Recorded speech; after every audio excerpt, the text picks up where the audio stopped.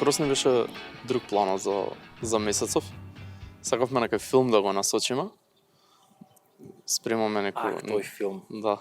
Спремаме неколку муабети со студенти и режисери што се на филмска режија и од ФДУ и од ЕСРО. Ќе правиме некоја вечер на студентски филм. Ама за простор не успеавме за месецов да се договориме, го преместивме за нареден и месецов ни остана празен. Викаме, леле, кој сега ќе онака 3 дена пред. Ама супер се поклопува со Да. Марте наш месец на театричиите. И после излезе супер, после кога ме потсети за... И сега не знам филмаджиите дали имаат нивен месец, ама ние имаме, тоа е март, заради светскиот ден на театарот, 27 март. И супер излезе. Те имав на ум за понатаму и викам тука е се е моментот да те благодарам, драго ми е. Да те поканам, така што мило ми е што прифати. Ова ќе иде на крајот од месецот. Така што се друго ќе биде објавено пред разговоров. Обично ги оставаме муабетиве за крај. Сега треба да се правиме дека сме 27-ми. Па не морам, сам ќе го стукнеме тоа некако. Не, па ми се свиѓа овој форматов на подкаст, ова не е класичен подкаст, ама што е така неформален и можам да го терам како сакам и може да се објави кога сакам, бидејќи муабетот е релевантен било кога. Мене ми е прв пат да учествувам на подкаст, морам да признам. И сум слушал и сум гледал подкасти, сум следел и форматот ми е доста интересен. Баш и размислував за тоа како ќе изгледа, како, не знам, однесувањето е малку поинако затоа што не е класично интервју, не е тука е разговор, треба да тече, но вајде ќе се снајде. Да. Мислам, ја баш како муабет го замишljам и затоа и така и ни се вика рубриката. Муабет. Сега направив некој концепт. Првите две ги терав без концепт. За Јулија имав концепт, она ми го смени концептот скоро со приказната со баба. А со Ѓоко отидов некој без концепт и се решив пак да си направам од прилика нешто колку да имам некои насоки за муабетот и ќе почнам како и со сите да направиме некое портретирање, да го речам, твое. Тоест ти да ни кажеш кој е Милош, што е Милош, и да фатиме некои сегменти, детство, Куманово и така натаму. Куманово, обавезно. Кој е Милош? Не знам, најверојатно секогаш почнувам со тоа колку години имам, 33, во август ќе полнам 34, сум горд лав. Мислам дека на чело ми пишува и тоа ми е исто редовно во моето себе портретирање. Инаку сум голем љубител на театарот. Поради тоа можеби сум одбрал да се занимавам со тоа со кое што се занимавам, театарски режисер сум. Исто така сум и професор, односно наставник во моментов по македонски јазик и литература, заради моите искуства со студирање, со студиите, затоа што кога бев матурант, кога бев средно, при крајот немаше уписи за театарска режија на Драмски факултет и морав да чекам 2 години за да заврши таа класа која што претходно студирала и за да се отворат конкурси за нова класа на студенти по театарска режија. Не сакав да седам дома или пак само да работам. Сакав да продолжам со образование веднаш, да не правам паузи. Можеби затоа што ми беше страв дали ќе бидам подготвен после година-две паузи да се вратам на тој процес. И исто не знаев дека ќе студирам компаративна книжевност, тоа се случи 2 недели пред уписи на факултет. Секако јас разговарав дома со моите родители и родители како родители сите отворено или потајно имаат некакви замисли за своите деца или пак можеби гледаат некои наши страни кои што ние не ги гледаме, па не бидува за ова, па не бидува за она, па дали право, па дали не знам, економски или компјутери, татко ми знам дека сакаше, што мене никогаш не ме интересирало до таа мера. Таму се парите. Да, денеска така некако оди, ама па и тоа почнува да се менува. Баш денес имав еден интересен разговор дека не знам почнале да отпуштаат и во Microsoft и во Google и во такви некои големи, мислам, гигантски компании, дека се случува сега некакво поместување во таа професија, во таа струка. И да скратам, сретнав еден колега на кој што можеби никогаш и му немам кажано дека заради него си имам запишано на компаративна, Нанко, не знам дали го знаеш, од Куманово. На моите им кажав да не ме прашуваат што ќе студирам, дека ќе им кажам дента кога ќе дојдат уписите, ќе отидам во Скопје, ќе предадам документи, кога ќе се вратам во Куманово, ќе им кажам јас се запишав на тоа.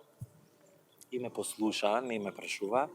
2 недели пред тие уписи, некаде август месец, го сретнав Нанко. Како си, што правиш? Еве, вика, цел ден учев, читав трагедии, комедии, антички, за испит се спремам за утре. Викам, извини, викам, а каде тоа комедии и трагедии? Веднаш ми задзвони. Викам, каде што студираш? Па на филолошки книжевност. Каква книжевност? Што компаративна? Што е тоа? Ми објасни. Нели, книжевноста во контекст со другите уметности, со театар, со филм, со музика, со сликарство. Викам, добро, што ме така, што ме со театар, што ме со филм. Јас ќе одам на тоа. И секако си го прекршив самиот сопствениот збор, им кажав на моите уште пред идам. Леле, па тоа ли ќе студираш, па зошто книжевност, па кај ќе работиш, па како ќе работиш. Замислата ми беше да ме подготви тие студии, да ме подготват за тоа што ќе следува после 2 години.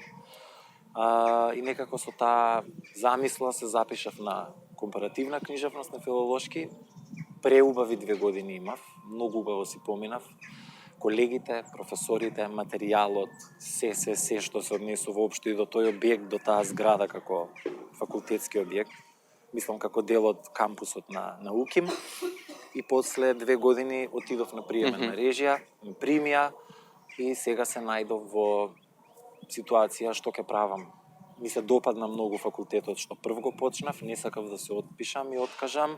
Разговарав со моите, кажав, тато, мамо, ќе треба финансиски да ме поддржите и издржувате, затоа што ако ме примат на драмски, ќе треба да се преселам во Скопје.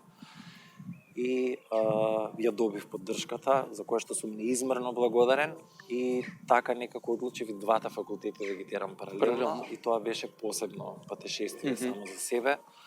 Ама и тука всушност ми се случи тој прекин со Куманово, да речем.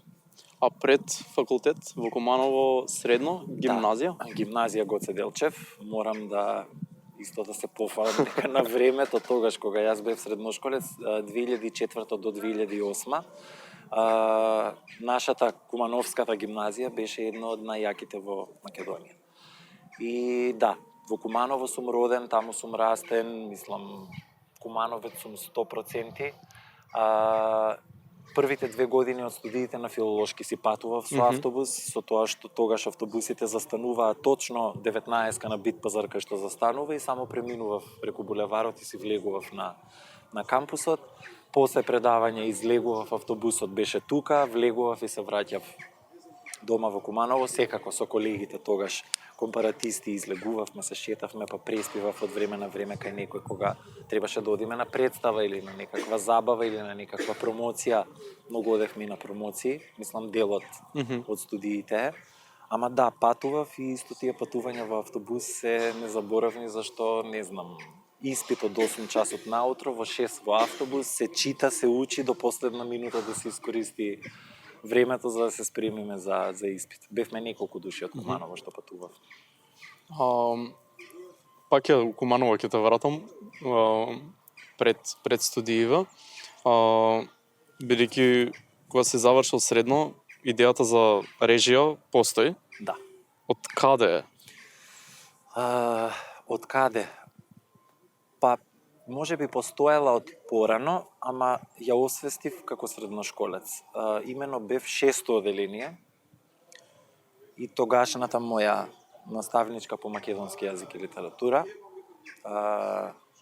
дојде во школа, влезе во училница, ние имавме некој друг час, не со неја, и рече утре во толку и толку часот во театарот ќе има аудиција за представа ќе се прави детска, бараат основци, да одите, Милош ти да одиш, и следниот ден отидов на таа аудиција. Представата што се подготвуваше беше, значи зборувам за 2000 или 2001 година.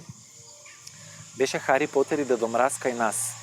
Сега треба да видиме точно Хари Потер кога е излезен филмот, затоа што представата го користи како лик, го вади од филмот, го става на сцена, па со Дедо Мраз заедно го спасуваат Заспаното кралство, врз кое што некоја вештерка фрлила магија, па ги успала сите како статуи златни и така натаму. И отидов на таа аудиција.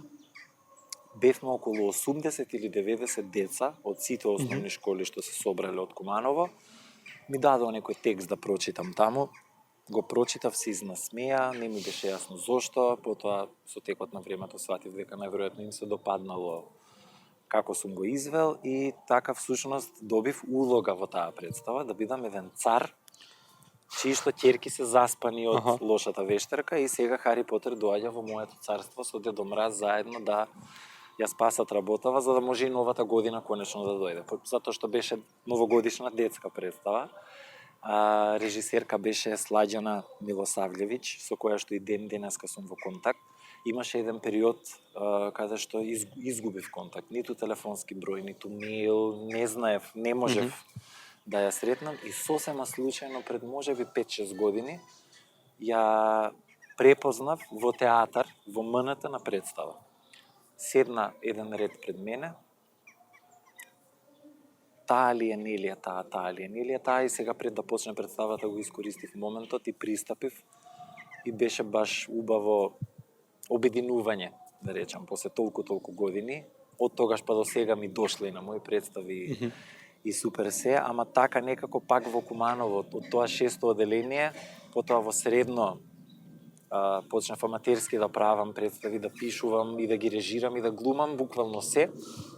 Некако и исто како и денес, со тоа што денес не глумам во сопствените представи, ама ете, например, кинам билети на влез, местам сценографија, ја носам сценографијата дома, знам некогаш и да напишам текст за моја представа, ама низ средношколските години го негував тоа, дел од моите наставници исто така тоа го препознаваа, па не знам, еднаш ми нарачаа представа за патронатот на гимназијата, па јас пишував, правев и така натаму. И во средно некако решив дека сакам тоа да го правам, затоа што јас и сега кога разговарам со мои ученици, ги прашувам што е тоа што ве прави среќни, што го правите, дали во слободно време, дали затоа што мислам дека е момент на освестување.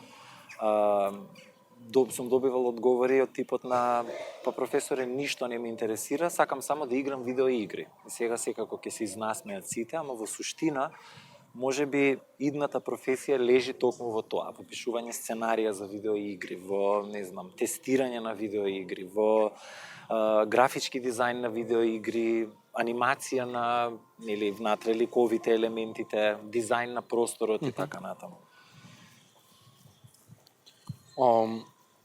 Во Скопје доаѓаш кога почнуваш на ФДУ, се селиш, сушност. Кај ти е првото живеалиште во Скопје? Првото живеалиште ми е во Карпош 2 на Шекспирова 3. Или 13, не се сеќавам на бројот, ама ми беше не случајно, се сеќавам дека така изреагирав. Сега ќе студирам на драмски и живеам на Шекспирова улица. Веднаш спроти драмскиот театар, спроти трафиката. Бевме 4 кумановци, јас на драмски, другите тројца беа на едниот, двајца на машински, едниот на финки. И живеевме 2 години таму, во тој ист стан, во истото, мислам на истото место, истата комбинација на луѓе, беше лудо и незаборавно, мислам супер хармоничен цимерски живот, секако, со редовните, сега ти треба да усисаш, следниот викенд ти треба да, не знам што да направиш, зошто не се измиени садовите и така натаму, ама во суштина многу се дружевме, многу луѓе ни доаѓаат дома, на гости, на дружби, на, не знам, ќе пиеме, па после ќе излеземе сите заедно некаде во град и никогаш не сме биле проблематични како подстанари во тој стан, сакам да кажам, и покрај тоа што циркулирале луѓе. Ама мислам дека тука во Карпошот најчесто почнуваат во Карпошите сите студенти на ФДУ, затоа што бираме да ни биде близко до факултетот. Сега што јас имав и друг факултет во исто време, што беше на Битпазар. На другата страна од градот, да. Знаеше да биде комплицирано затоа што имало денови кога со 19-ка или со двојка сум се возел по 3 пати од Карпош до Битпазар, па назад до Карпош, па назад до Битпазар, па потоа повторно назад долу. Во класа си на Унковски? Да.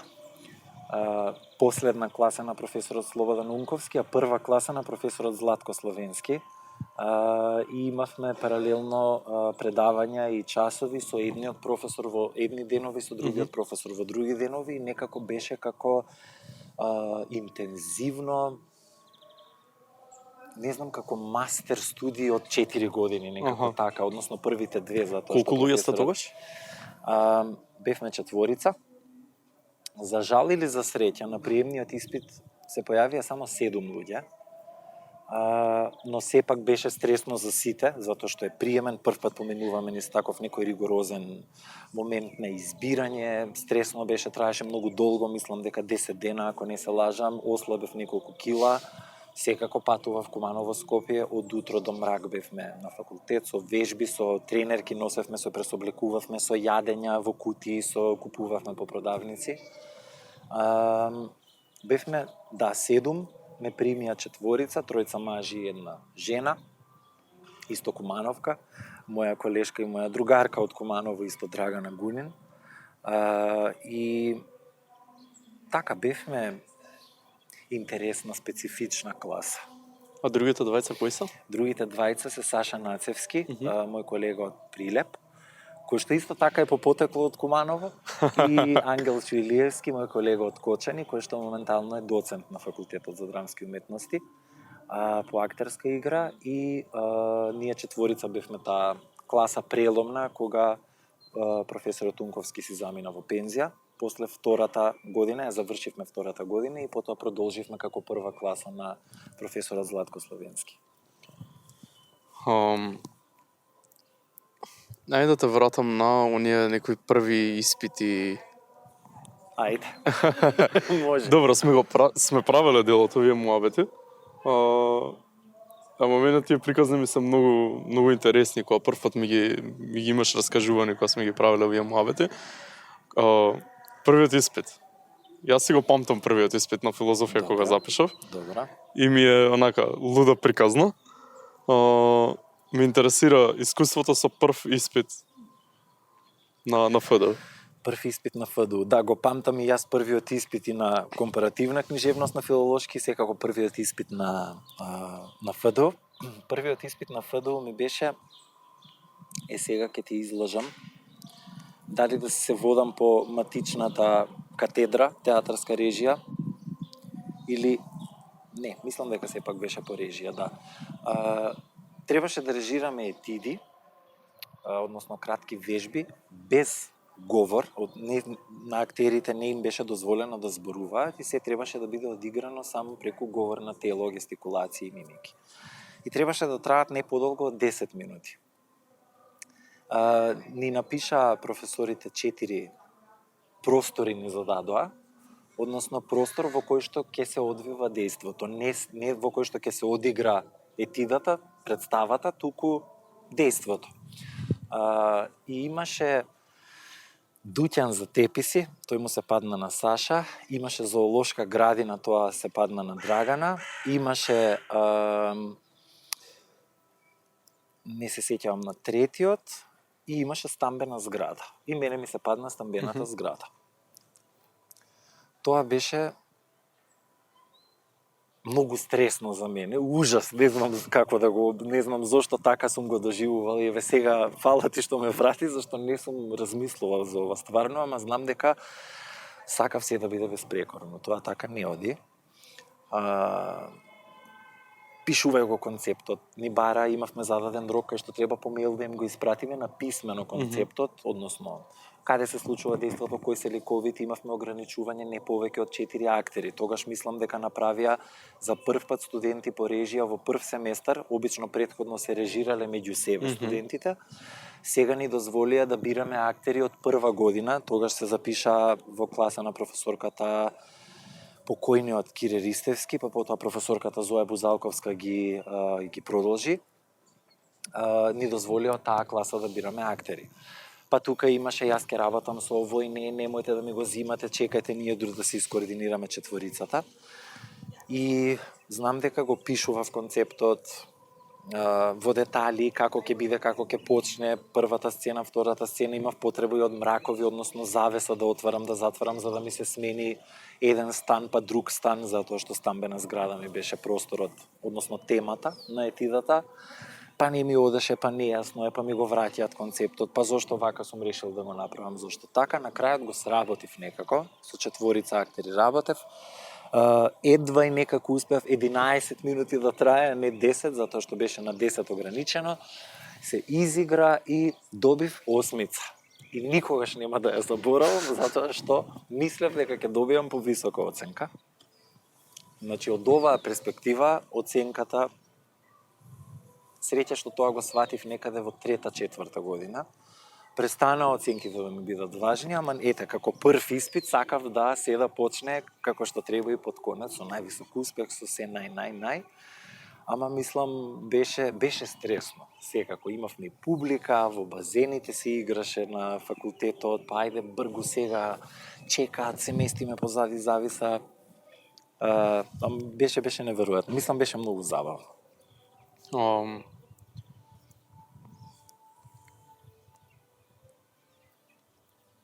Ај за ОКК малку, бидејќи моите колеги од ОКК стандард ги преслушуваме после и ги коментираме сите овие муабети што ги правиме. Од таму искуството исто малку сакам да го чепнеме. Која генерација си уствари на компаративно? На компаративна се запишав во 2008 година. Дипломирав 2012 во септември. Ми беше одбраната на дипломската. Што те беше дипломската? Дипломската ми беше секако интермедијални релации помеѓу драмата и театарот, и менторка ми беше професорката академик Катица Ќулавкова, а во комисија покрај неа ми беа и професорот Владимир Мартиновски и професорката Марија Ѓорѓиева Димова, која што многу ја сакам. Како е со Ќулавкова? Ние не ја фативме, сега Да. Марија Ѓорѓиева ни предава. Да. Јас, мојата генерација, мислам дека бевме последната генерација на која што професорката Ќулавкова им предаваше. Ги завршуваш големи имиња. Да. Не, има генерации после мене неколку тие што се запиша, ама знам дека ние кога станавме 4-та година, професорката имаше Ќулавкова во прва, во втора и во 4-та година предмети, така нешто, дека ја имавме и во 4-та година, имавме работа со неја, мислам предавања, вежби, и после тоа мислам дека отиде во пензија. Така што всушност сите 4 години беше на факултет. Моето искуство беше прекрасно. Мислам, начинот на кој што зборуваш, не само таа, сите наставни професори, можеби некој од професорите од компаративна ќе го слушне ова, мислам ќе го слуша подкастов, ама ќе зборувам без да се воздржувам, затоа што имам само најубаво се да кажам, секако. Сите професори се различен карактер, различна личност, различни ликови. И сите тие заедно ја прават катедрата таква каква што и даваат убавина и специфики и така натаму, и ние си имавме дали надимаци за професорите, како си ги викавме, ништо погрдно, ама сите професори на компаративна, на тие студии, начинот на кој што се изразуваат, мислам нормално, читање книги, литература, ама тоа е првиот момент со кој што се среќаваме како студенти кога ќе влеземе кога ќе ги почнеме студиите во прва година. Има и мала борба на разбирање на таа, би рекол, и теоретска терминологија, па прво пишување на семинарска, истопаѓање во несве, што, како, чека, како се цитира, зошто мора да се цитира, што е ова и така натаму.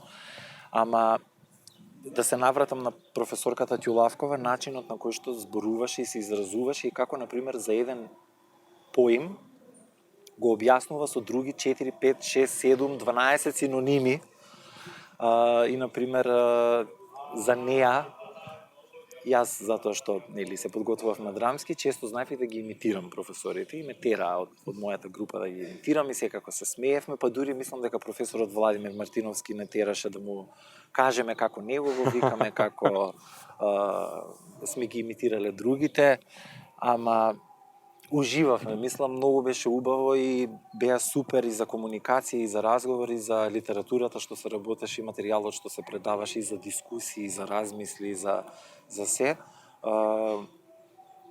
Не знам, ја одбрав професорката Катица за менторка, затоа што и предметот е во тој домен, теорија на книжевност, теорија на книжевни дискурси, толкување на современи драмски текстови исто имаше. Сега знам дека програмите се изменети и имињата на предметите се изменети, ама во рамките на предметот толкување на современи драмски текстови, мислам дека ми беше дипломската. Имав и супер искуство и како менторка и воопшто како јас бев тој од групата.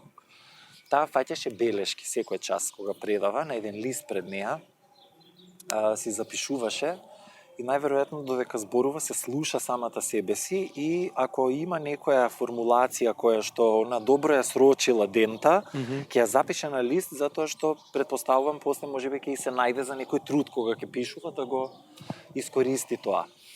Така што она истовремено изборуваше, предаваше и се слушаше и се инспирираше и од нас и од самата себе и од материјата што се работеше. И секако на табла, мислам дека ретко пишуваше, имавме проблем да го разбереме ракописот. И важеше за многу строга професорка. Со мене имаше муабет, имаше однос.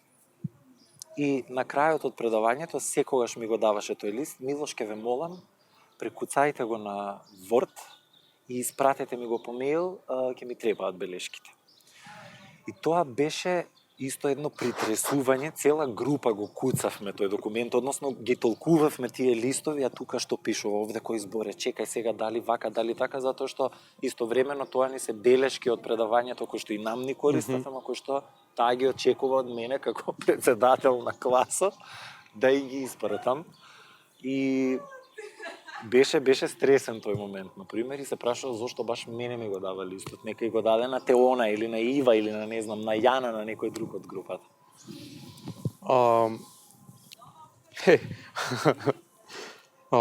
Не ја фаќаме, мислам не ја фативме Ќулавкова, и овие анекдоти поврзани со неа секогаш така струјат низ компаративно.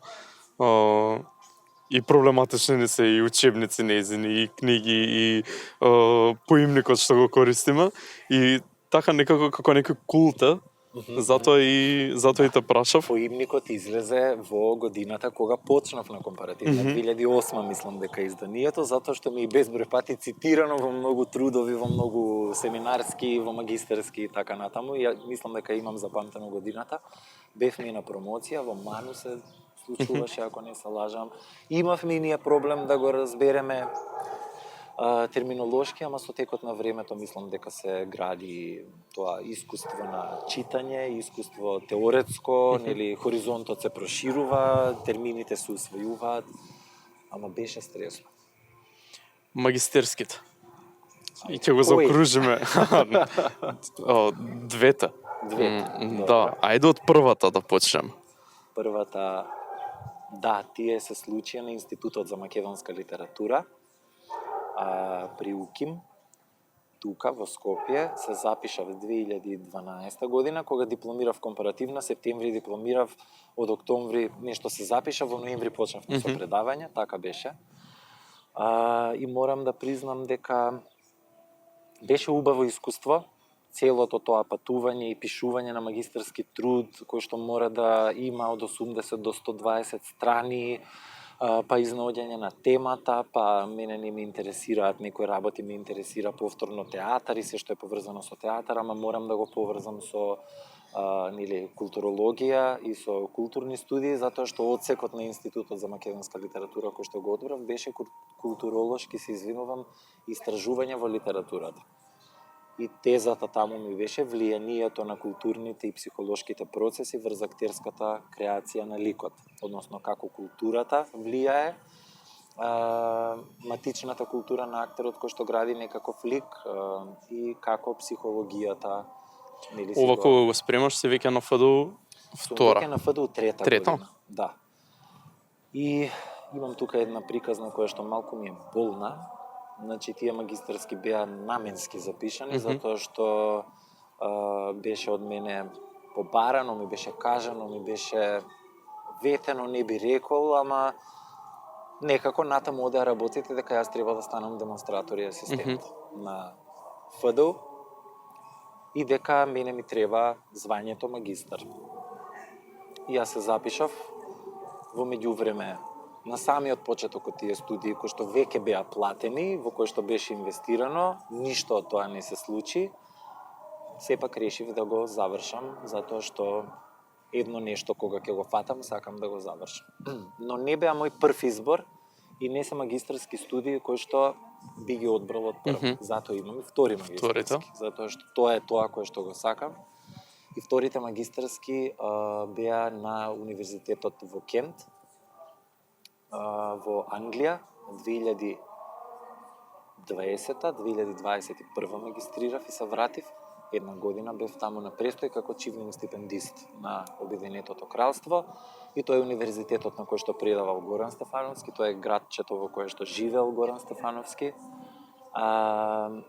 Но секако, мислам, тоа искуство со ова тука е сосема поразлично, прво затоа што е друга земја, друг јазик, друга култура, друга природа на студии, театар е практично беше, јас теоретски магистрирав и таму, но предавањата и вежбите бевме постојано на сцена, во сала, беше пандемија, но само мојот смер имаше дозвола од самиот универзитет да спроведува настава во живо, затоа што е театар и не можеме поинаку.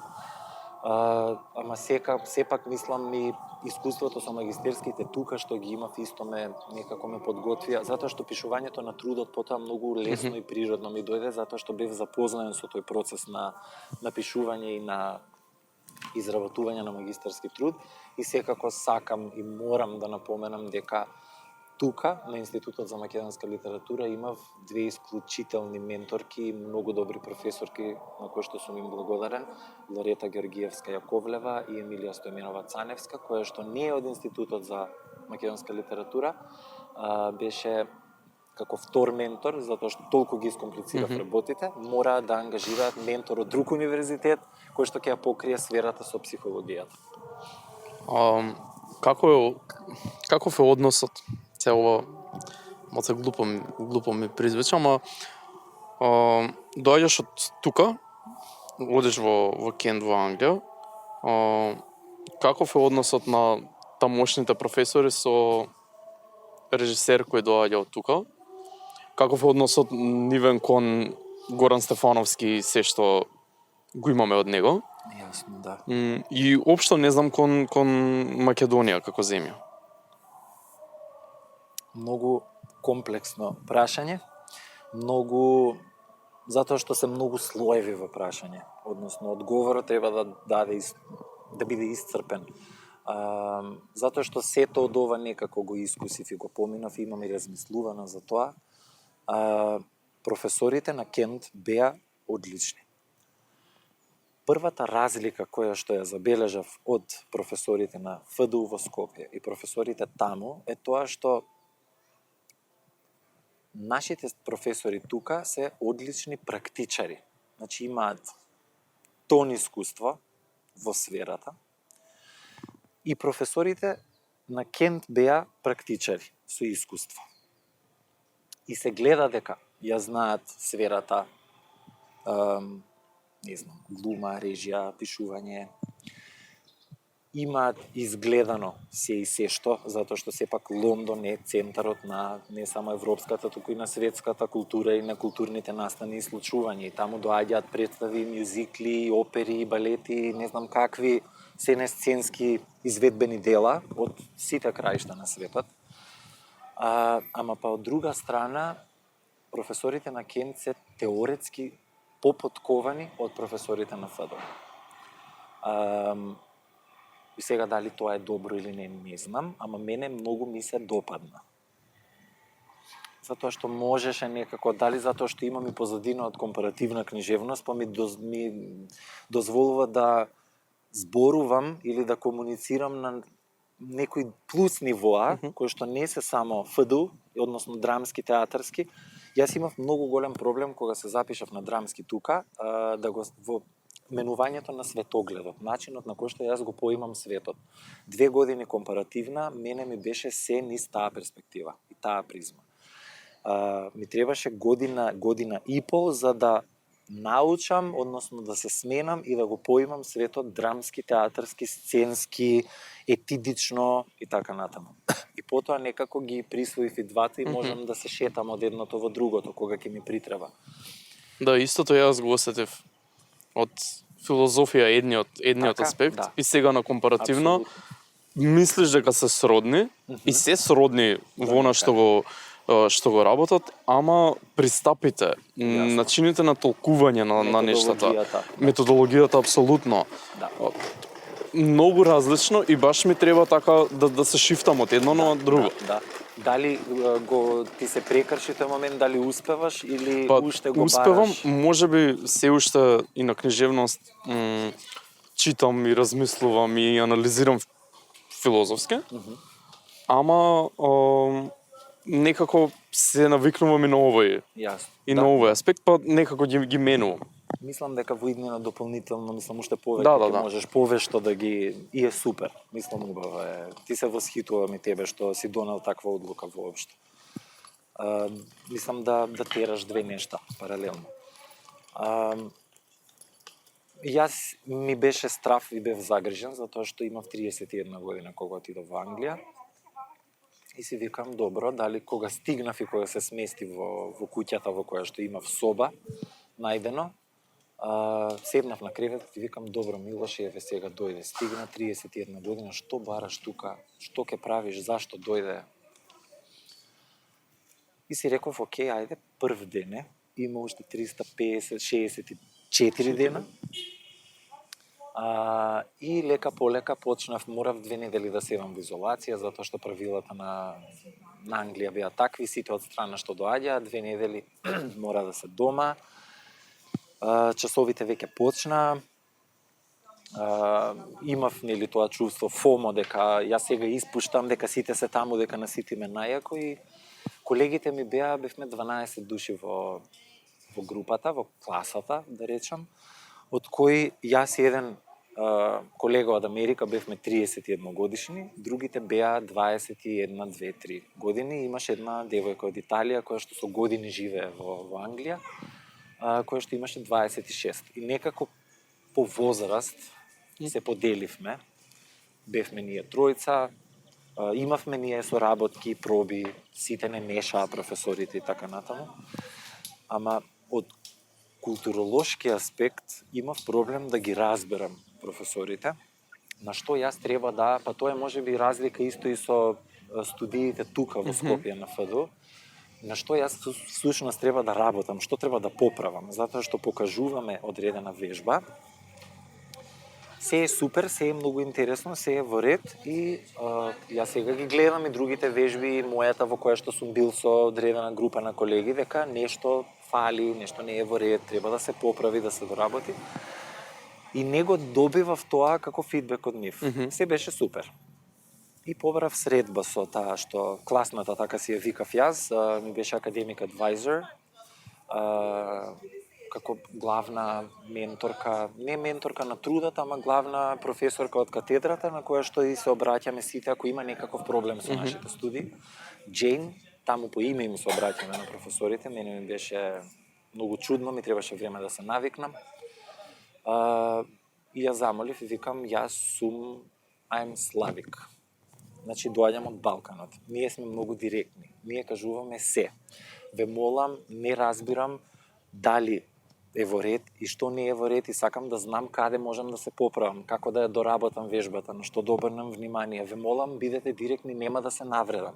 Затоа што после месец и пол, два сватив дека таму е се многу учтиво, многу културно, многу украсено, накитено и дека секогаш е киша око Крагуевци, што се вика, дека никогаш или многу ретко директно ќе ви кажат ако нешто не е во ред, не е убаво и така натаму. И имале искуство, имале професорка која што била од Србија, со која што работеле, и им бил, мислам, професоркава знаеше како треба да комуницира со мене и ми беше многу драго што комуникацијата после ми се смени и стана подиректна. Не знам друго што ме праша, се зазборев и толку. Не, односот кон Горан Стефановски ме интересира исто. Разговарав со истата таа професорка Джейн, која што не знаеше, затоа што Горан предавал на Универзитетот на Кент и потоа се префрлил на друг универзитет во истиот град, Christchurch University, и таму предавал 7 години и нели пред да почине. И најверојатно не биле веќе во контакт. Таа не знаеше дека тоа е починат. И така беше, мислам, беше шок за неа. А додека од друга страна пак разговарав со друг еден професор кој што му бил многу близок другар, кој што ме прошета низ градот и низ одредени места кои што на Горан му биле умилени.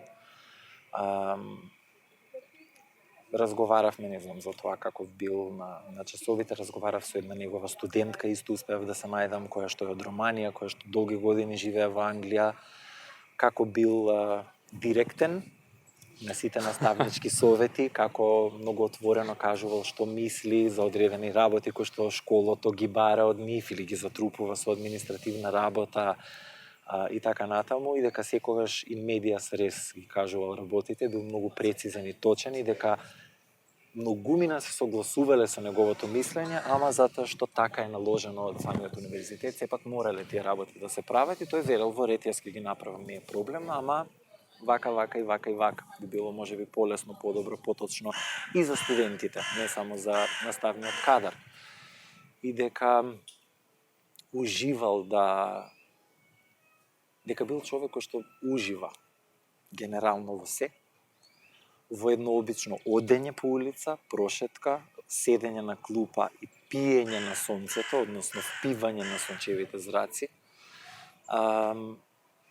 Од неговата сопруга со која што исто така се запознав, дознав дека бил редовен гостин на едно кафе кое што се вика Сен Пјер и чиј што собственик е французин, што живее во Кантербери и го држи местото, не знам, со години веќе, во кое што и јас почнав да одам, дури успеав да се сретнам и со газдата, со кој што не успеавме да направиме многу муабет, затоа што, нели, беше ковид, мораше да се чува затоа што за неколку дена се подготвуваше да прави операција на колк и му кажале дека мора да избегнува контакти со луѓе за да го примат во болница.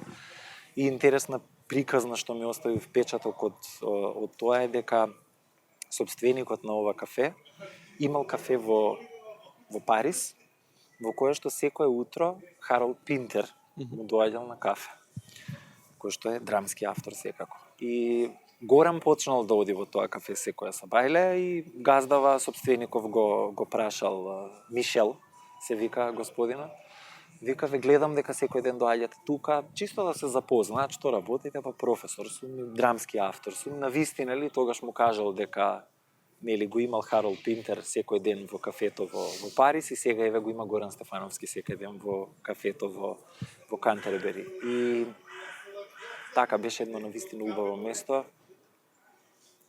Мислам супер, сите има најубави работи и зборови да кажат за него.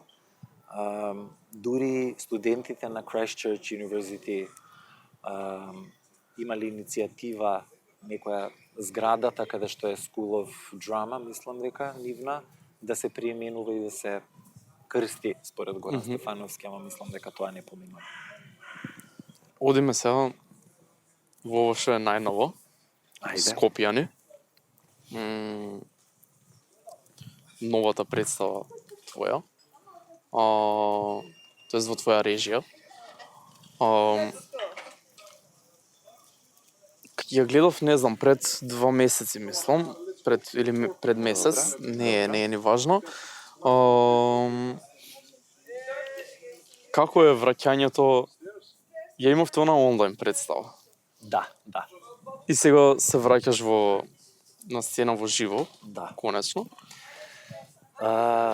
Да, пред да одам во Англија, ја имавме представата иднината е приватна со Пресврт, која што се играше во МКЦ во денсинг салата пред двајца во публика, а во живо преку стрим одеше преносот во истиот момент. Отидов во Англија, се вратив од Англија и всушност се вратив со представата Срамна Ангела Стојановска, монодрамата нејзина. Таму тоа не е моја представа, тоа е нејзин авторски проект во кој што таа ме викна да ја бидам режисер соработник. За да ја помогнам околу осмислувањето и нели. Не може да биде сама на сцена, мора некој да ја гледа, заедно со колешката Ева Камчевска која што драматуршки помогна. И секако после таа представа е Скопјени, кај што е моја представа целосно. Ево онлайн искуството прво. Онлайн искуството. Јас имав таква криза за тоа онлайн искуство, се сеќавам дека со Петар и со Ангела, Ангела играше во представата, Петар беше продуцент на представата, сите тројца заедно баравме спонзори за представата, затоа што сакавме сосема поинаку таа представа да ја сработиме, беше првата представа на Пресврт, сакавме да биде се со донации, спонзорства, да не зависи од дали локална самоуправа, дали од државна институција во финансиска смисла на зборот. Имав таква една криза, дали, не знам, 3 недели пред премиерата. Ние почнавме, тоа требаше да се игра во кинокултура, значи да биде представа, класична со публика, во живо, со се. Почна пандемијата, продолживме онлайн со проби, затоа што тогаш сите мислевме дека тоа ќе трае 2-3 недели, ќе помине, толку после ќе се вратиме, не е ништо страшно. Тоа се развлече многу. Во одреден момент веќе пробите се истрошија, немаше што да правиме онлайн на Zoom со проби. Се презаситувавме и од материјалот и од целата динамика. Направивме пауза и потоа некако заедно, или можеби на Петар, не се сеќавам, му дојде идејата да се одигра представата во живо пред 1-2, за да биде театар. Затоа што сепак суштината на театарската уметност е во таа физичка средба на изведувачот, актерот и гледачот во ист простор, и за останатата публика да направиме да се пренесува во живо на интернет, односно да се стрима. И тоа беше едно ново, непознато искуство и вода и за мене и за целата екипа, што така кризирав и толку беше напорно и тешко и стресно и бевме загрижени, од друга страна и пандемијата е тука, виси над глава. Сето тоа што си реков, зошто го правам ова, не можам веќе, значи. И Петар и Ангела беа тука, ама чекај, ама ќе видиш, ама еден ден ќе се исплати. Ама викам, не можам да работам, викам сега за нешто, кога ќе се исплати, не можам, многу ми е, навистина ме истошти. И креативно, и емотивно, и во било која смисла. Истрајав и фала им на обајцата за тоа. И кога го завршивме преносот премиерен, имаше тука пак, значи драми до последен ден, имаше проблем со преносот, некои гледале, некои не гледале, не знам што. Рековме дека сега сме спремни да ја режираме Евровизија во живо и да, затоа што тоа беше се со кадри, со камера, влегува тука, овој кадар, оној кадар, буквално пирка ја работеа, мислам, и стримањето и камерата. Борис работеше на камерата, не се сеќавам, Ралев, мислам дека презимето, да, Борис Ралев. И јас и Борис бевме на телефон, значи поврзани, додека течеше представата, на слушалки. Тој со камерата беше на сцена и ги бркаше актерите, а јас бев позади завеса и на монитор гледав што гледа публиката дома. Значи, го гледав стримот. Текстот пред мене отворен и во живо, буквално стрим режија, така би ја нарекол, влегува Ната од десна страна, врти на десно, дај ми широк сега, Дени ќе влезе, врати се назад, излези од ова, влези од таму. 50 и нешто минути колку што трае представата, тоа беше таков стрес. Претходно ние имавме проби за сето тоа, ама најпрв пат се случи на 9 септември, кога беше 2020 премиерата. Толку бев загрижен дали ќе тече без прекин, дали ќе биде фино, дали ќе се гледа. И стварно беше многу голем залак, би рекол, затоа што условите во кои што работевме, тази пандемија, буџетот беше многу мал, собравме ние некои средства, ама не беше доволно. Беше целосно излегување од комфорт зоната. И ми е драг проект. Текстот јас го пишував, многу ми беше убава темата, привлечна, што ја договоривме како Пресврт тогаш. дека треба да биде нешто поврзано дали со социјални мрежи, со иднината, со тоа ни беа некои тематски насоки што си ги зададовме за првата представа на Пресврт и едноставно уживав 2,5 месеци или 3 го пишував текстот и потоа почнавме со проби. Би ја поставил на сцена? Овој муабет го имав пред 2 дена со жена ми.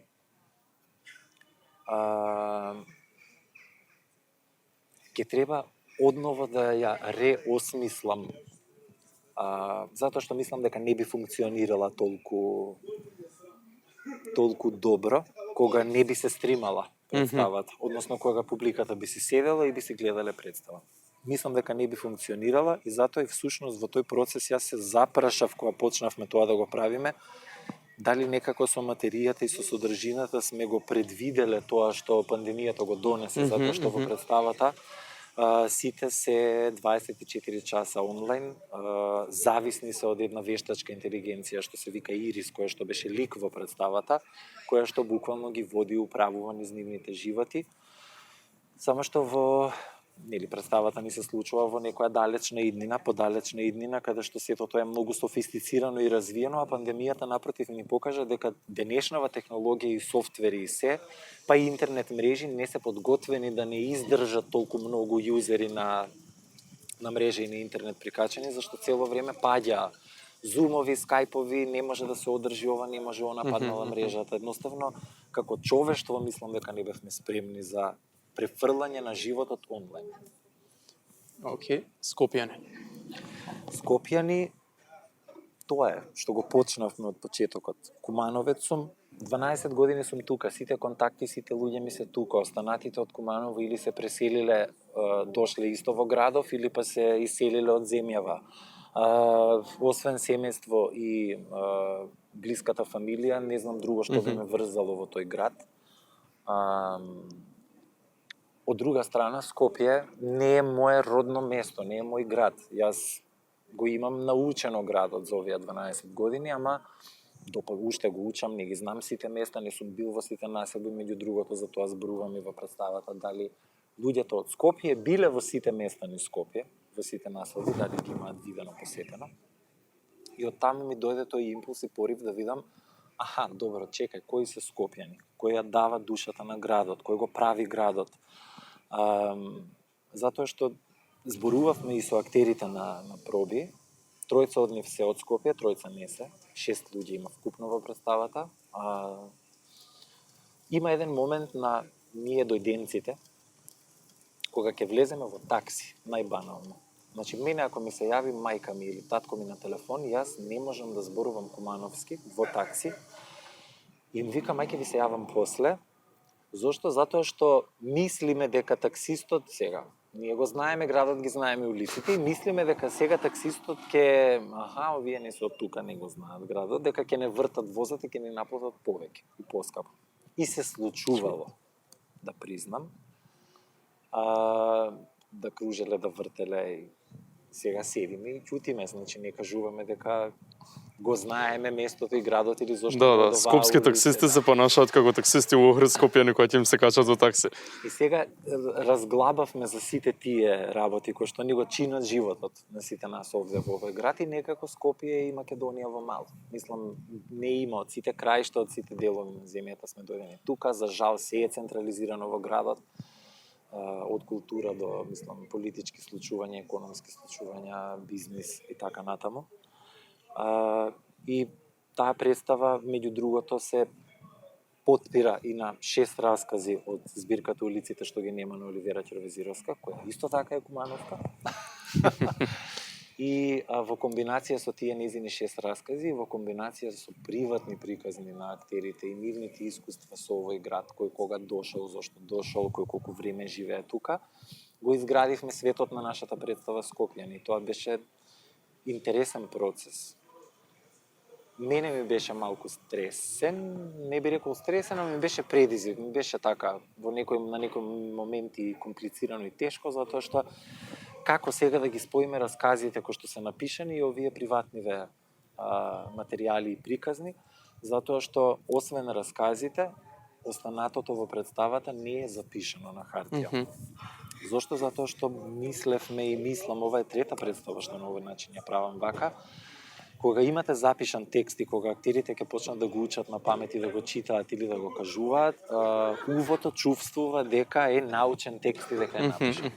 А јас сакав да испробувам и експериментирам со природноста и непосредноста на сцена. Дали можат работите буквално како да течат како разговор, како ја и ти сега што си правиме муабет, поставени на сцена, како тоа ќе влијае на публиката и на перцепцијата на дали гледа представа или Затоа Public Room е избран како простор, а не класична сцена. Меѓу другото, да, затоа што ја дава таа интима, блиско се актерите и публиката, публиката исто е осветлено, они се гледаат меѓу себе, значи ја можам дори ја гледам представата да видам како некој друг ја гледа представата и реагира на неа. Секако актерите и нас не гледаат во публика што сме, ни се обраќаат и нам.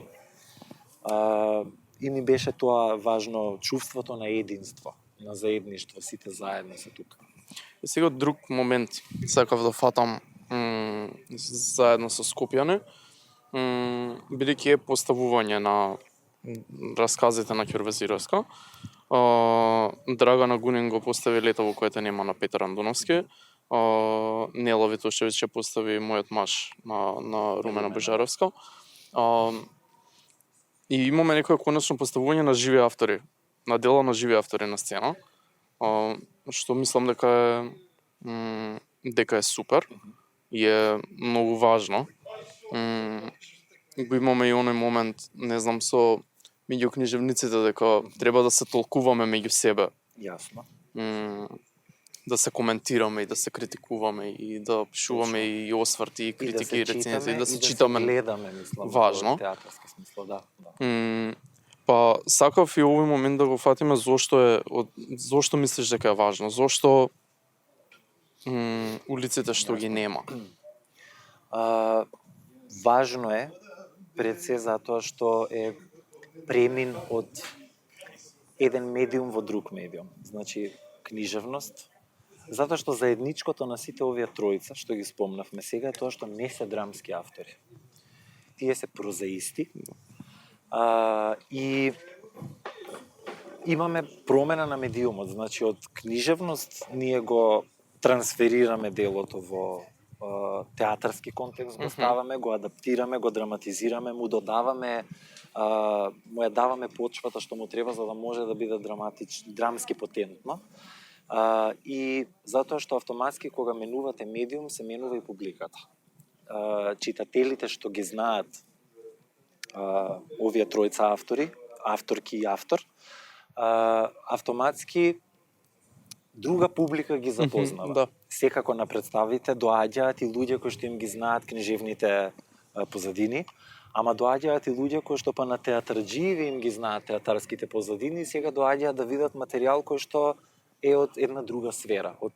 И затоа е важно македонски автори, не само книжевни, туку и драмски автори пред се да се поставуваат и на независна сцена, и на институционална сцена, односно во институционалните театри, затоа што сепак тоа е стожерот на македонската современа култура, кое што е многу важно и е важно затоа што во ова време во кое што имаме кризи, дали со соседни земји и така натаму, не би сакал да навлегувам во политики, ама неизбежно е, мислам дека треба да се поттикне македонското творештво за да тој културен некој идентитет наш стане повидлив, појасен, позасилен, зацврстен и поддржан секако.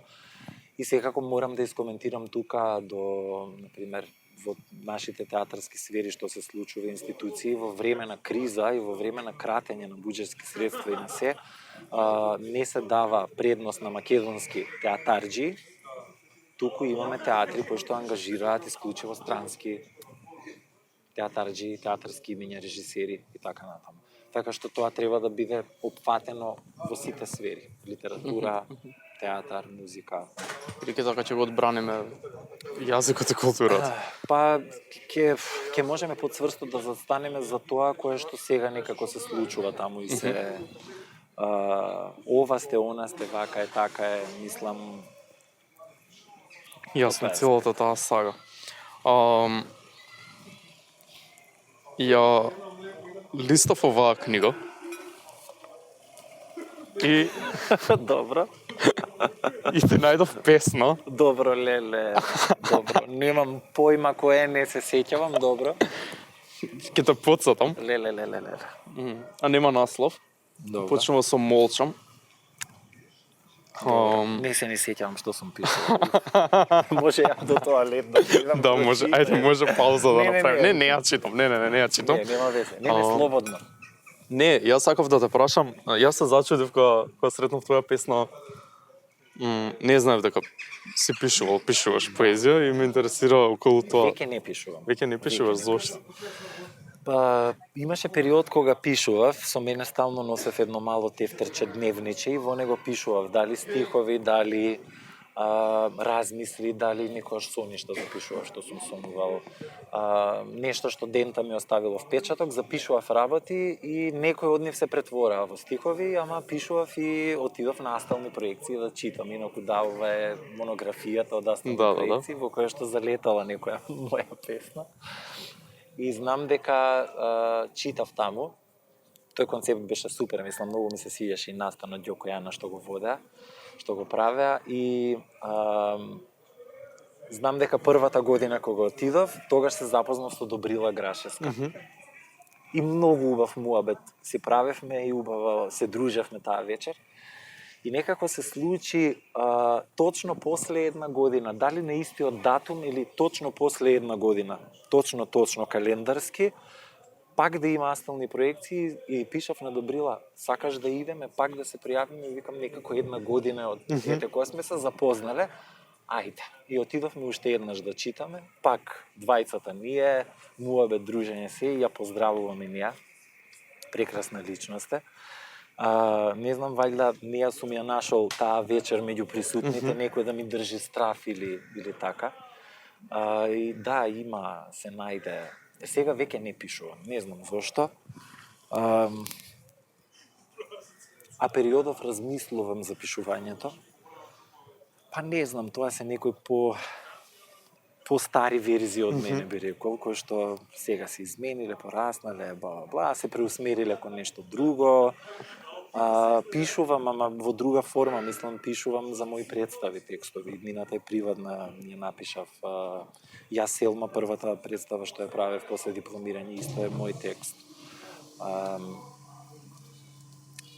Не знам зошто не пишувам, може би пишувал пак. Ај ќе направиме тука кратка пауза и сакам после уште за прирачникот малку да позборуваме и за театар за сите. Се слушаме веројатно. Да, и ме разубеди за поезиите. Зашто? Па да прочитам нешто. Ми било така лошо, добро, ми беше страв за тоа каков сум бил, што сум бил, ама добро, тоа сум јас. Да, немаат наслов, гледам дека две се. Ајде првата. Молчам кога ќе сетам дека празнината во мене се разбудува.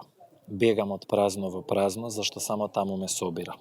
Некои зборови поинаку од другите тежат, жежат. Кој знае колку тишини има на светот и кој знае дали и светот вака замолчен има своја тишина. Кој знае, од нашата глупост може би останал без коментар. Не знам што ме мачело тогаш и што ми се вртело низ глава. Ама интересно, ме врати назад, мислам, секако имам простор за размислување, да. Ама јас тој период го паметам ете по астални проекции, по излегување нон-стоп, Стара чаршија ми беше местото каде што редовно со друштвото тогаш се собиравме, излегувавме и со пијачки од Менада одевме во Нью Орлеанс, па Yellow Submarine тогаш работеше, па пак се враќавме во Менада, па во Лакања, па и така натаму и беше стварно еден многу убав период. И Менада секако нашиот не пребол, затоа што голем дел од компаратистите излегувавме таму и одевме таму и не знам дали во вашите генерации сега компаратисти се зборува за една пракса што ја имавме. Се собравме неколку колеги од сите години од компаративна, јас бев втора, мислам, или трета, и правевме ОКК средби. со тоа што некако го оставивме тоа во Аманет секоја година да се организира барем по една и тоа траеше едно 4-5 години имаше такви средби.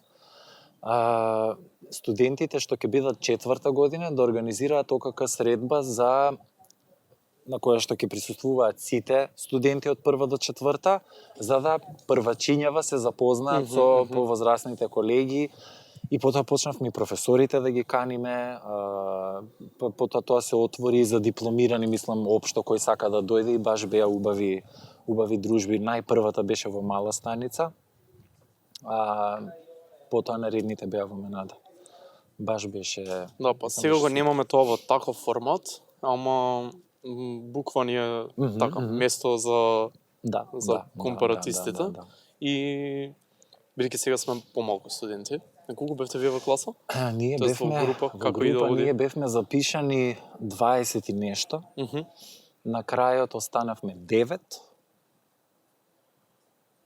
Од кои дали 6 дипломиравме, другите тројца не. Па добро, тука сме со бројките. Ние сме 13. Повеќе за разлика од 3 генерации пред нас. И бидејќи сме помалку, се случува сите во исто време да сме на на едно место, или на промоција, или на настана, или онака да се собираме на журка, ама и некој друг ми има кажувано за овие ОКК средби. Сакав да те прашам околу културниве центри, го спомна кинокултура која во моментов не функционира никако.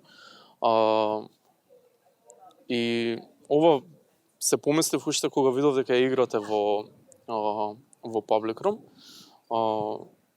Што правиме со културните центри и овие кои некои се по општиниве во Скопје, ама и низ држава. Голем проблем и огромен недостаток е. Проблем е, мислам, немаме простори, факт. Нема простори во Скопје, за низ Македонија, па не сакам ни да размислувам.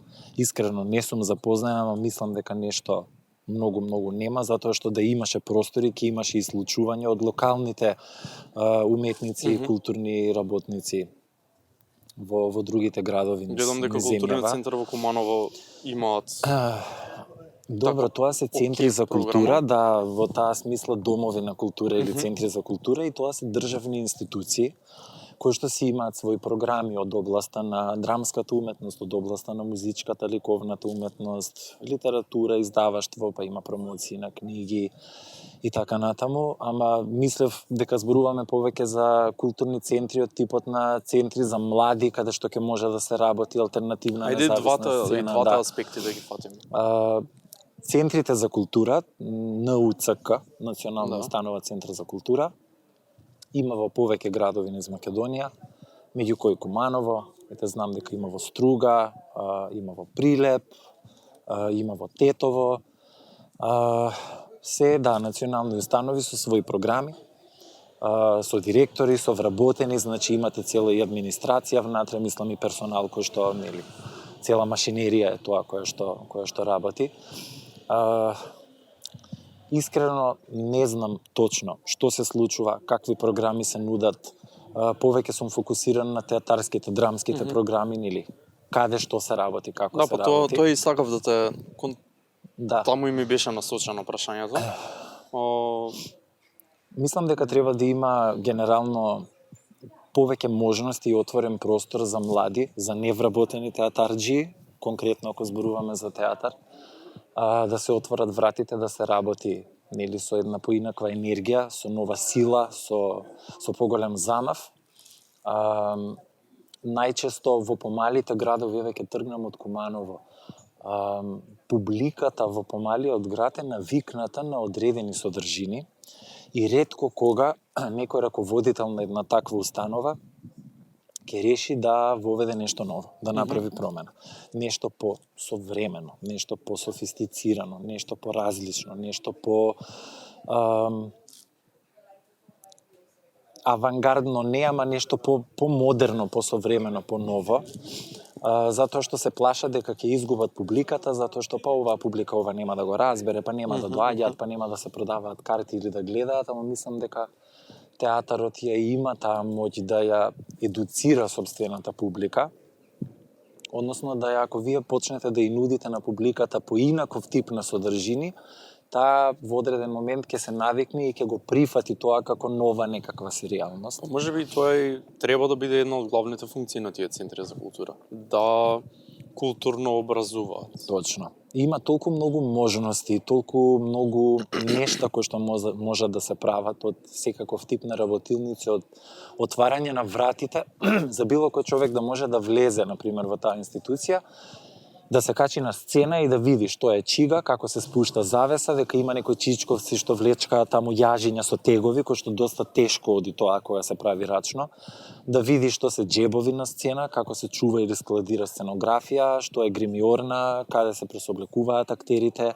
да се запознаат со архитектурата на просторот. Значи тоа не е ништо тешко и комплицирано. Не знам, еден ден во месецот, отворени врати во Центарот за култура тој и тој во тој и тој град, повелете. Се организира тура, не знам.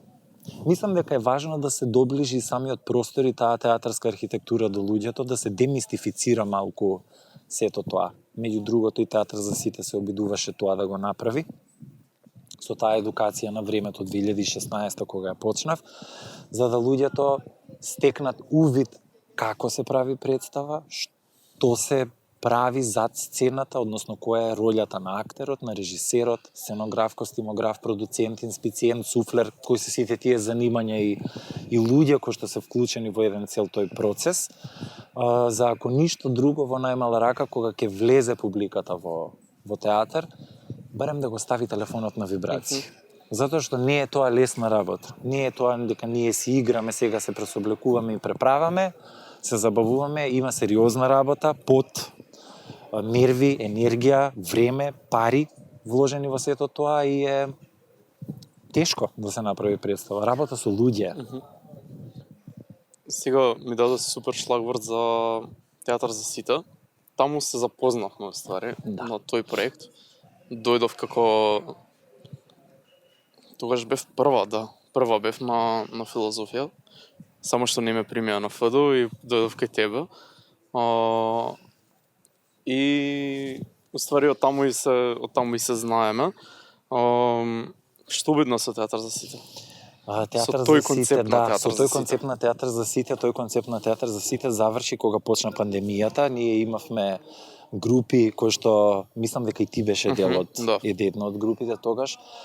Продолживме онлайн, теравме, имав и други групи со кои што работев онлайн, па потоа пробав да адаптирам дел од програмата за само онлайн да се работи и така натаму. Тоа не функционираше, пандемијата траеше толку колку што траеше, сите мислевме дека ќе заврши многу побрзо, ќе трае пократко. Потоа се случи да заминам во Англија, да ме нема една година и некако додека бев таму многу размислував воопшто за себе си, за тоа што правам, што сакам да правам и како се гледам. А искрено да признам, може би не сте почувствувале, ама веќе таа работа почна да ме изморува, да ме троши на начин на кој што веќе имав потреба тоа да престане. Или да престанам да го правам, па да видам што да правам друго, како да еволуира сето тоа. И таа година и пол, две може би пауза, не знам, ме охрабрија, затоа што се плашев да престанам со тоа, да бидам искрен. Ме охрабрија да престанам со тој тип на работа, затоа што сваќам дека растам и дека веќе интересите ми се движат во некоја друга насока, а тоа е таа насока, односно едукација на наставници по драмска уметност, професионална театарска продукција. Се случува и ден денеска да пише некој во инбокс да прати порака. Дали уште има часови, или ќе ми се јават луѓе што ме познаваат, детето сакаат да го пратат да дојде. Концептот на Театар за сите беше средношколци, студенти и возрастни, значи не основци и мали деца. Па тогаш работев во Нова и еден ученик ми викаш: "Па професоре, зашто ви се вика Театар за сите ако не е за сите?" Затоа што едноставно немам вештини и алатки за работа со помала возрастна група од средношколци. Имам обидено, но едноставно не ми оди. Не можам да се снајдам. И ми пишуваат и ден денес ме прашуваат и ги препраќам на други места или им кажувам дека стои отворена можноста дека еден ден можеби пак ќе има. Ама некако како да замреа сите таков тип на курс, школа, независен театар за аматерски театри. Да. Па не знам, можеби пандемијата го Не сум направи чул своето. сега дека некој оди на драмска. Да. Има, мислам дека затоа и театар за сите некако во таа насока го лансирав, затоа што се беше за деца и за основци. Па има и за средношколци. И си реков, јас би сакал да работам со многу повозрасни луѓе, значи со поголема возрастна група. Да, па јас тогаш мислам дека и најмал бев во групата. Да. Ти беше студента и имаше, не знам, 40 и нешто, 50 годишни луѓе во групата. И тој момент, тогаш, работев во нова тој период и истражував многу за образование, педагогија, педагошка работа, процеси на учење. И прочитав нешто што многу ми остави впечаток, а тоа беше во Јапонија дека практикуваат такво меѓугенерацијско учење, само не знам точно во какви рамки беше тоа, дека млади и стари без разлика на возраста учат едни од други во одредени групи. И сакав со театар за сите тоа да го пробам, всушност, да видам што ќе се случи ако учиме театар, затоа што тоа можам да го подучувам, не можам друго. Тоа го знам. И дали ќе влијае, затоа што сепак изучувањето на театарот е интимен процес. Значи мора да сме таа група која што сме, не може секој час да доаѓаат луѓе од надвор да гледаме. Се случуваат одредени и активираат одредени психолошки процеси и групата мора да се чувствува заштитена и безбедна. И луѓето се стекнуваат доверба едни во други, затоа можат да се прават различни вежби, полесни, покомплицирани, односно покомплексни. И некако и заради тој момент исто сакав ајде да видиме што ќе биде ако имаме група од 18, 26, 49 годишни мешани сите во. Мислам дека беше супер. Мислам јас имам многу убави контакти, луѓе, пријателства и познанства развиено од тие 4 колку години работа на тој тип на театарска едукација со тие групи. Мислам и ден денеска сум во контакт со тие луѓе и се гледам меѓу нив си и ти, мислам ми е многу драго што сме се запознали и драго ми е што за се што правиш, затоа што те следам и сме во контакт. И во меѓувреме пресврт се случува? Да. Штета што удри пандемијата, иначе И со пресврт што стана? Да. Тоа Ништо се случи моето одење во Англија, замина во Англија, ја дадовме представата 9 септември, после 2 недели мислам дека нешто така отидов на студиите. Тоа остана на колегите да го водат, да го работат. Почнаа да подготвуваат нова представа која што ја дадоа јас кога се вратив. Од таму едноставно театар за сите продолжив јас да си го работам сам, затоа што ми беше нешто што си беше почнато уште од пред пресврт. Така што пресврт си постои на страна, таму со колегите внатре, јас продолжив со театар за сите во поинаква насока. Регистрирано е веќе како здружение на граѓани и работам на професионална продукција и на еден поинаков тип на едукација. Океј. Сега тоа што насоката во која што рече дека одеш е прирачникот за наставници за предметот драмска уметност. Тој се слуша во гимназиите во јазично-уметничко Б. Јазично-уметничко Б во четврта година. Во четврта година. Тој е предмет кој го предаваат професори по македонски, така? Да, или некогаш можеби професори по англиски јазик.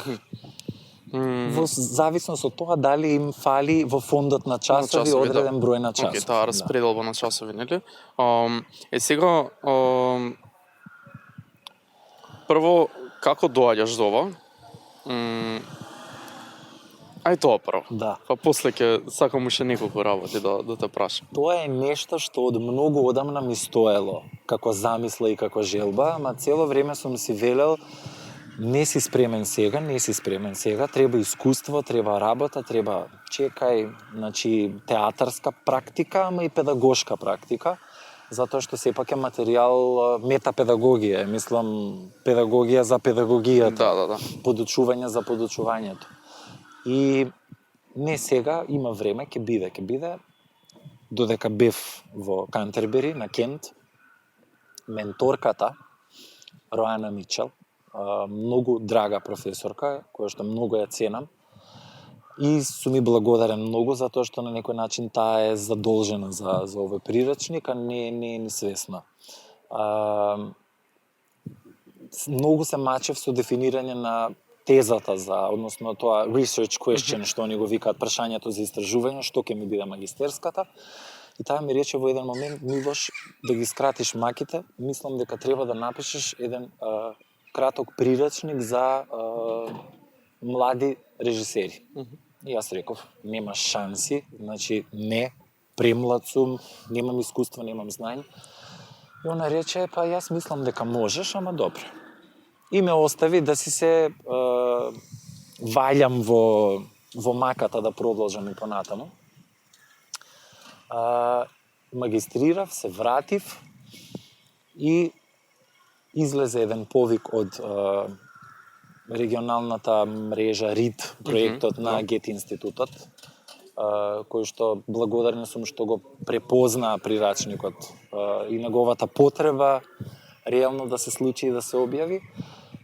Имаше повик за проекти и реков јас, поврзани со издавање, пишување на литература, дали научна, дали уметничка, и реков јас ќе аплицирам за прирачникот, што сакам од секога што сакам да го напишам. И ако мојата менторка од Англија видела дека јас сум спремен да напишам прирачник за режисери, зошто не би бил спремен да го напишам овој прирачник? Некако тоа ми беше знакот дека сега е времето. Аплицирав, Театар за сите аплицираше, проектот беше одобрен и го пишував. Мислам дека 3 месеци, ама многу активно. Многу посветено, со по 8-9 сати на ден, имаше денови, добро, кај што правам пауза, 2-3 дена не пишувам. Потоа пишувам неколку дена. 3 месеци го пишував, 3 месеци ми треба за да се објави. Значи тоа правење преломи, дизајн на корица, едно друго, и морам да признам дека е многу тешко да се роди една книга.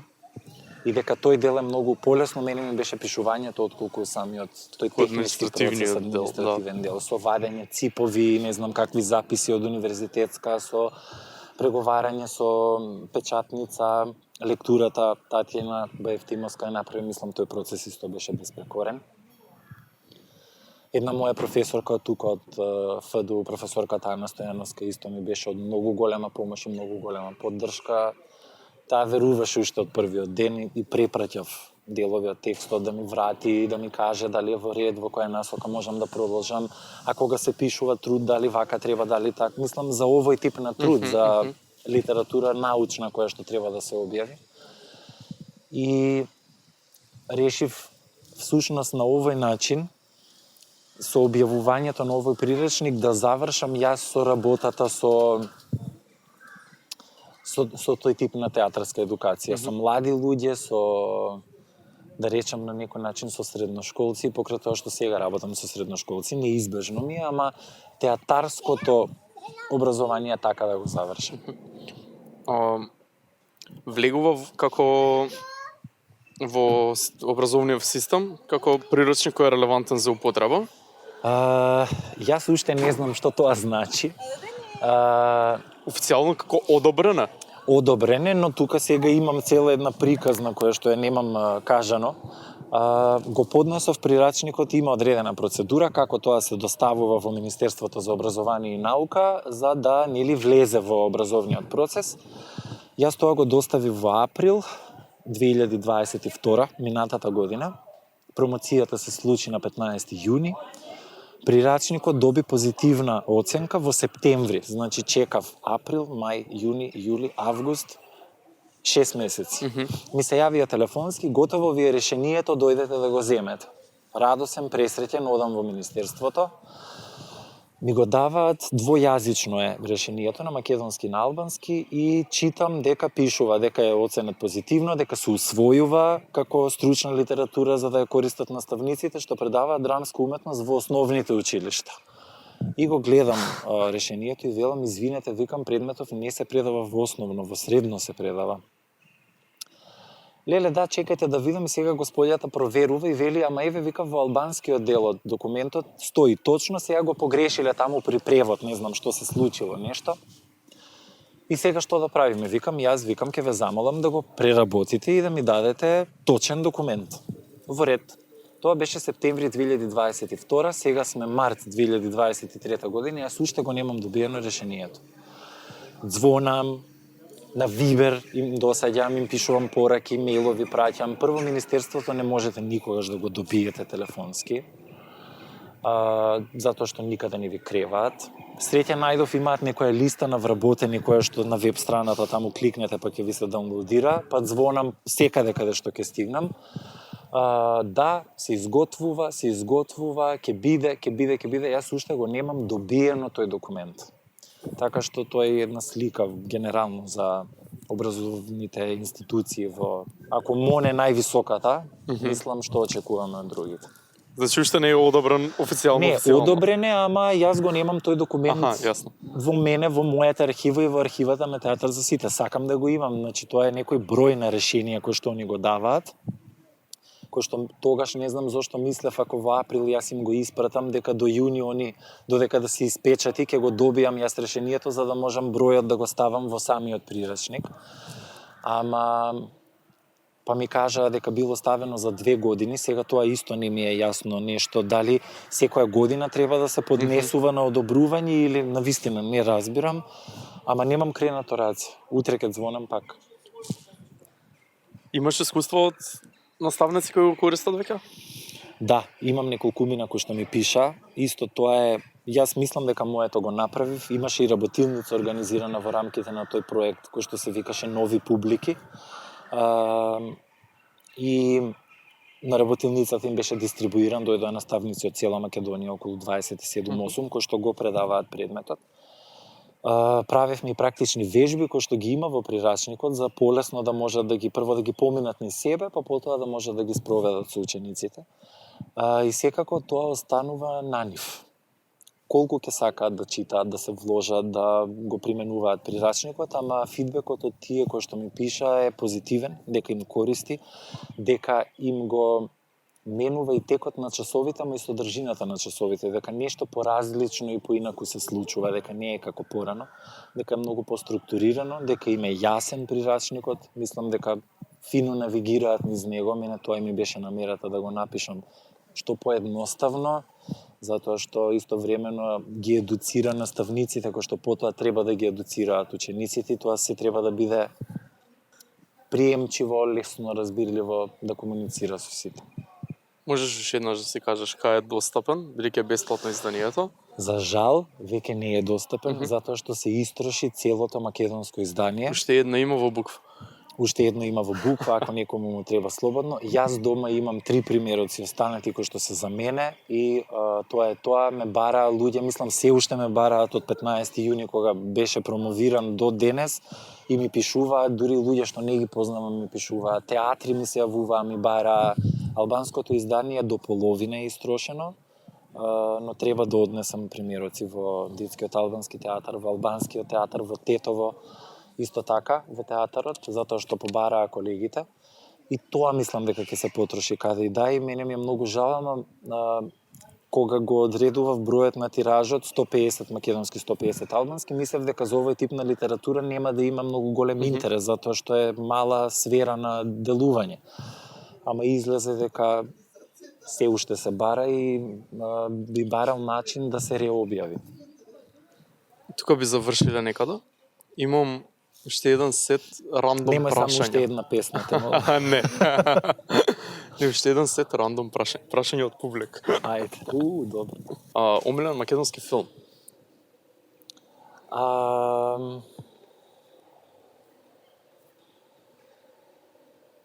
Би рекол... Сега меѓу два се размислувам, прилично се нови, понови се. Па не знам, Исцелител би кажал, на Ѓорче, затоа што ми е нешто поразлично и тогаш кога излезе бев воодушевен, многу ми се допаѓаше, многу уживав, мислам отпосле го запознав и Ѓорче и каков човек и каков работник и каков уметник е. Доста поразличен содржински од многу македонски филмови кои што ги имам изгледано, па и од тие некои постари. И Медена земја бев многу горд со целиот успех и со сето тоа, ама мислам различни се жанровски филмовите, едниот е игран, другиот е документарен. За постариве филмови не знам. Македонски бенд? Ме погоди сега. Немам, затоа што имам проблем со музиката генерално. Сметам дека музички воопшто не сум едуциран. Тоа е тоа. Место во Скопје каде што си најчесто? Котур и Стара Чаршија. Омилена храна? Пица, паста, се италијанско. Веруваш ли во Бог? Не. Место во светот каде што си ветил дека ќе одиш некој ден? Самиот на себе каде што си ветил? Нью Йорк. Имаш ли миленича? Да. И тука и во Куманово моите го чува, тука имам папагал, Фишер, се вика Жаре, а во Куманово имаме кученце што се вика Коко. Да ти беше животот книга, како ќе се викаш? Апликација. Така би се викала, ама не мобилна апликација, туку апликација како формулар за пополнување некаде да се аплицира. Омилена пијачка? Маргарита. Бестселери или класици? Класици, секогаш класика. Комедија или трагедија? Трагедија. Сон или јаве? Сон. Скопје или Куманово? Леле. Андре, зошто? Која публика ова го праша? Куманово во срцето, Скопје во животот. ОКК или ФДУ? Сега, не знам како да ти кажам. Секогаш сум викал дека студиите на компаративна мене ми биле поубави. Дружбата, колегите, професорите, полагањето испити во амфитеатар со 100 луѓе внатре, ама па природата на студиите на ФД е многу поразлична. Не можам да одлучам. И двете. Би режирал филм некогаш? Да. Има нешто што би се случило такво во блиска иднина? Во блиска иднина не. Сега режирам видевца за едукативни видеа за Војдан Чернодрински преку Театар за сите за фестивалот Војдан Чернодрински. Таму работиш со млади, видов. Да, таму Некој работам со млади, ама дека тоа е имаш. исто сосема поинаков концепт, одам еднаш месечно. Поинаков концепт од Театар за сите, одам еднаш месечно, 7-8 месеци поред, почнувајќи од минатата година од ноември до самиот фестивал во јуни кога ќе биде. И секој месец тематски работилниците се менуваат, односно првата беше за актерство, втората за режија, третата за драмско пишување. Сите вежби ги правиме во насока на, мислам, аплицирајќи ја Вејка на ветрот на Коле Чашуле, затоа што е автор во фокус на овогодишното издание на фестивалот. И сум и дел од организацијскиот тим на фестивалот оваа година.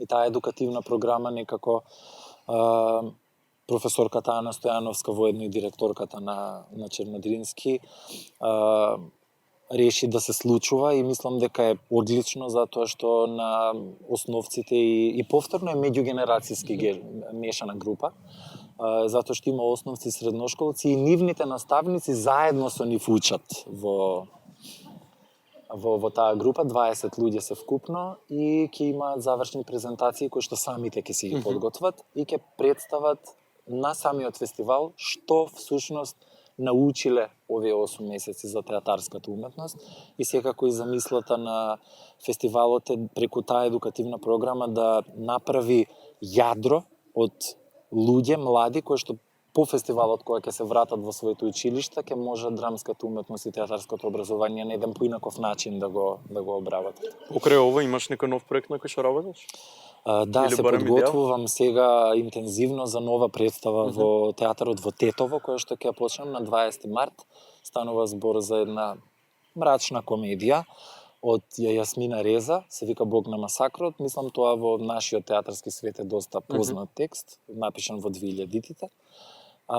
И се подготвувам за тоа на 20 март, почнуваме со проби, премиерата би требало да се случи до крајот на април, почетокот на мај најдоцна. И број, мислам има 4 лика, двајца мажи, 2 жени. И од 20 ќе бидам на релација Скопје-Тетово постојано. Малку се плашам за тоа како ќе преживеам со одење во еден град во друг. Секако прилеп е тука, мислам за работениците и фестивалот Чернодрински, училиштето ми е тука во кое што работам и така. И зошто Милош Б. Андоновски? Б-то е иницијалата на татко ми, тоа може да биде било кој од нас со таа иницијала, затоа што пред се имаме нели во сите лични документи, затоа што Борис е името на татко ми. И ми е нешто кое што сакам да биде тука за да ме потсетува од каде сум и чив сум. Одлично. Милош, фала ти многу. Фала ти, Андреј, на тебе. Волку многу, мислам дека немам зборувано од одамна. И фала на сите што ќе имаат трпение да дослушаат до крај, уште еднаш ти благодарам и чест ми беше и задоволство ми беше што првиот подкаст ми беше со тебе. Било ми. Фала ти многу.